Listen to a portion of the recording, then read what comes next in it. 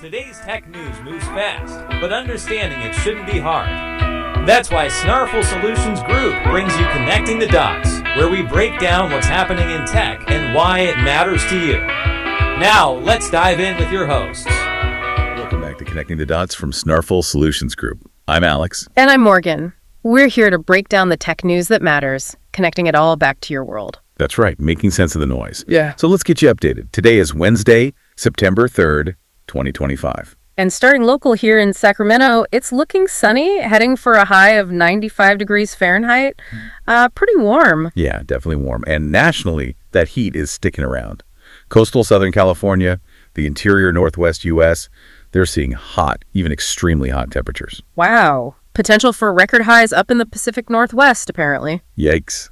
Meanwhile, the Southwest is getting some heavy rain, risk of flooding there from monsoonal and tropical moisture. So kind of a mixed bag across the country. Definitely sounds like it. Okay, let's peek at the markets. How did things look closing Tuesday, September 2nd? All right, the Dow Jones Industrial Average was basically flat, up just 8 points, 0.02%, closing at 45,295.81, though it is down about 0.68% for the week so far. Okay, and the S&P 500? That saw a little more movement, up 14 points, that's 0.22%, closing at 6,415.54. But similar story weekly, down 0.65%. Got it. And the ever-volatile Bitcoin. How's that looking today, Wednesday? Bitcoin's up a bit today, gained about $250, 0.23%, sitting around 111,473.55. Interestingly, it's actually up over 2% for the week. Holding its own then. All right, shifting gears, completely sports. Any good news for Giants fans? Yes, great news. The San Francisco Giants beat the Colorado Rockies yesterday, September 2nd. Final score, 7-4. Nice. Way to go, Giants. Who got the win on the mound? Logan Webb, solid performance. Always good to see them get a win. Absolutely. Okay, so that's the quick update. Now let's dive into our main stories for today, pulled from the Morning Star. We got 3 big ones we want to unpack for you. Yep, ready to connect some dots on Google, OpenAI, and a new gadget from ReMarkable. Let's jump right in. First up, Google and that big antitrust ruling. This has been going on for a while, hasn't it? Well, yeah. The Department of Justice has been really pushing for Google to be, broken up. Specifically, they wanted Google to sell off its Chrome browser and the Android operating system. Which would have been massive, like fundamentally changing the company. But the judge, Amit P. Mehta, he didn't go for it. Exactly. He rejected that demand. So Google gets to keep Chrome, gets to keep Android. That's a huge, huge win for them. No kidding. Google argued that forcing a sale would, hurt users and partners. And the judge basically said the DOJ kind of overreached asking for that. Right. But, and this is important, it wasn't a total victory lap for Google. The judge did impose some new rules. Okay, so what are these new rules about? They're aimed at boosting competition, particularly in online search. The main one is that Google now has to share certain search data with its rivals. Share search data. This sounds interesting. What does that actually mean? And what about those big deals like Google paying Apple to be the default search engine? Good question. So that specific deal, the one worth something like $20 billion, that stays. Google can keep paying companies like Apple for that default spot. Wow, okay. So that massive revenue stream is safe. It is. But the judge said they can't have exclusive deals anymore. So presumably, other search engines could now bid to be the default on, say, iPhones, even if Google's also paying. Okay. So it opens the door a crack for competitors, maybe, less locking them out. That seems to be the idea. Of course, Google's raising flags about privacy implications with this new data sharing rule, which, is a fair point to discuss. Definitely. So connecting the dots here, for businesses, especially Google and Apple, this seems like a pretty good outcome. Yeah, one analyst, Dan Ives at Wedbush, called it a home run for both of them. It keeps that lucrative partnership mostly intact. But the bigger picture might be about how regulators try to handle big tech going forward, right? Like maybe not breaking them up, but forcing them to play nicer with data. Exactly. It suggests that making data, even aggregated anonymized data, more available could be the new tool to lower barriers without resorting to divestiture. So for you listening, what does sharing search data mean for your privacy? Probably not sharing your personal search history. It's more likely anonymized query logs, trend data, stuff rivals could use to make their search engines better. Right. The DOJ hopes this will pry open the market, especially now that AI is becoming such a big part of search. Will you actually see a difference? Maybe not right away. It might be subtle, but it could lead to more diverse search options down the road. And the market definitely liked the news. Alphabet stock jumped 7%. Apple was up 3% after hours.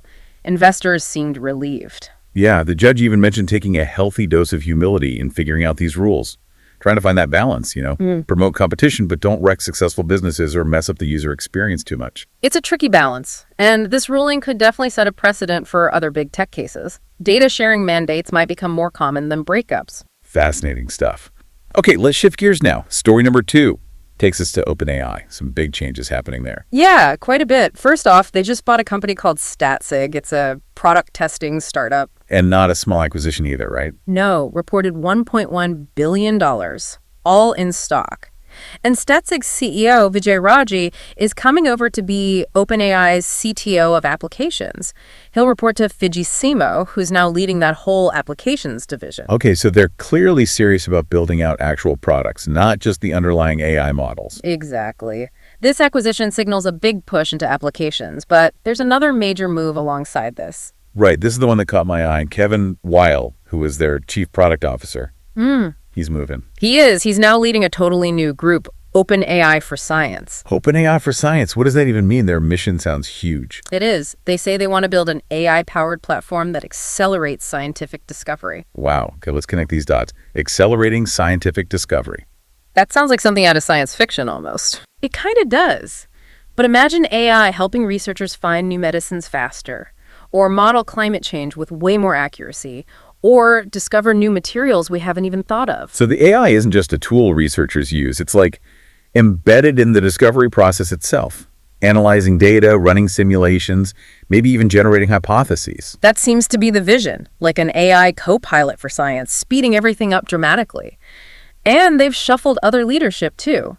Srinivas Narayan is now CTO of B2B Applications. It all points to more structure, more focus on specific applications. So for OpenAI's future, this looks like a major strategic bet, right? Moving beyond just ChatGPT and the API and building tools for very specific high-impact areas like science. Absolutely. It leverages their core AI strengths in a way that could have massive real-world benefits. And it aligns with things Weil has said before about AI making engineers, and presumably now scientists, way more efficient. And it positions them not just as an AI company, but maybe as a catalyst for breakthroughs across many fields. That's potentially enormous value. Definitely. You think about their scale already, over $2 billion in annual revenue, 200 million weekly ChatGPT users. This adds another potentially huge dimension. It does raise questions, though, doesn't it, about the pace of change and, the responsible use of AI if it starts driving scientific discovery this quickly. That's the ongoing tension, isn't it? Balancing the incredible potential with the need for caution and ethical considerations. That will be crucial for this new group. For sure. Okay, from the frontiers of AI research, let's come back down to earth a bit with our third story. A new gadget. Right, something you can actually hold in your hand. It's the new Remarkable Paper Pro Move. Remarkable, they make those ink tablets that feel like paper, right? Exactly. And this Move version is smaller, designed for portability. It's got a 7.3-inch color e-ink display. Color. Okay, that's newer for them. Is it? Good color. E-ink color has sometimes been a bit washed out. They're calling it Canvas color, based on the latest e-ink Gallery 3 tech. The goal is richer colors and faster refreshes than older e-ink, trying to get closer to paper while still being super power efficient. It also has a front light, it's really thin, and only weighs 8 ounces. 8 ounces, that's super light. And the design is different. Yeah, they say it's inspired by a reporter's notebook, so longer and thinner. The idea is it's more pocket-sized, depending on your pockets, of course. True. And does it still work like the other Remarkables with the stylus? Yep. You can write in color, highlight in color, uses their marker stylus, and you can get the Marker Plus upgrade, which has the eraser on the end, which a lot of people like. Feels more like a real pencil then. What about battery life? That's usually the big selling point for e-ink. Claimed 2 weeks, though, real-world use, especially with the light on, probably means charging maybe 2 or 3 times a month. They do say you can get 3 days of use from just a 10-minute charge, which is pretty handy. That is handy. Okay, connecting the dots. Who is this actually for? Well, if you're someone who loves that feeling of writing on paper but wants digital notes maybe for quick lists, brainstorming, taking notes on the go, this is built for that. Super portable, pull it out anywhere. But there are trade-offs with that smaller size, I imagine. Definitely. That 7.3-inch screen isn't going to be ideal for, say, reading lots of PDFs or very long note-taking sessions. You'd be doing a lot of scrolling. And there's no keyboard option like the Type Folio for their bigger tablets, at least not yet. And the e-ink refresh thing, does it still do that flash? Yeah, especially with color, you'll still see that brief flash as the screen resets. That's just kind of inherent to how e-ink works to get that paper look and amazing battery life. It's the trade-off. Gotcha. And the price? It's $449, which, isn't cheap for a dedicated note-taking device. Right. And you still need their subscription service, Remarkable Connect, if you want full cloud syncing beyond the most recent stuff, right? Yeah. That's $2.99 a month for syncing more than 50 recent documents and other cloud features. So the deeper insight here might be about digital focus. Like in a world where your phone does everything, maybe people want a single-purpose device that just does writing really well without distractions. I think that's exactly it. It taps into that idea of digital minimalism or maybe digital intentionality. Buying back focus by having a tool dedicated to one task. Does the portability and that focused experience justify the cost? For some people, absolutely. For others, maybe a regular tablet is still better. Yeah, it's interesting to see specialized devices making a comeback. It really depends on your workflow and what you value most, the all-in-one convenience or the dedicated distraction-free tool.